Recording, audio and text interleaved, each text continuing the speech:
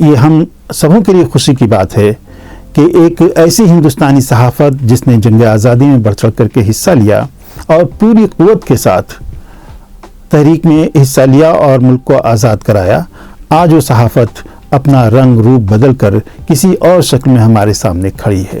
یہ 200 سالہ جشن کے موقع پر اب ہماری کوشش یہ ہونی چاہیے کہ ہم اردو صحافت کے نئے ڈسکورس کا آغاز کریں۔ ہم نے جن صحافت پر ناز کیا ہے، جن کی تاریخیں پڑھی ہیں، ان کو دوبارہ پڑھنے کی ضرورت ہے۔ کیا ہماری اس صحافت نے ایک ٹالرنٹ معاشرہ بنانے کی کوشش کی ہے؟ کیا آزادی کے متعلق جو خبریں آئی ہیں ان خبروں کا کبھی کنٹینٹ انالیسس کیا گیا ہے؟ ان تمام امور پر ہمیں توجہ دینے کی ضرورت ہے۔ خاص طور سے ہمیں اپنے اردو اخبارات پر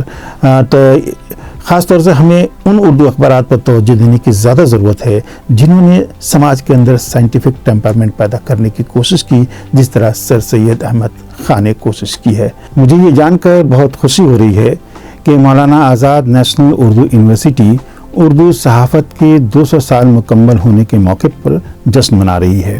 میں department of mass communication Maulana Azad Urdu university کو نیک خواہشات پیش کرتا ہوں اور یہ دعا کرتا ہوں کہ یہ جشن ان کا بہت کامیاب رہے۔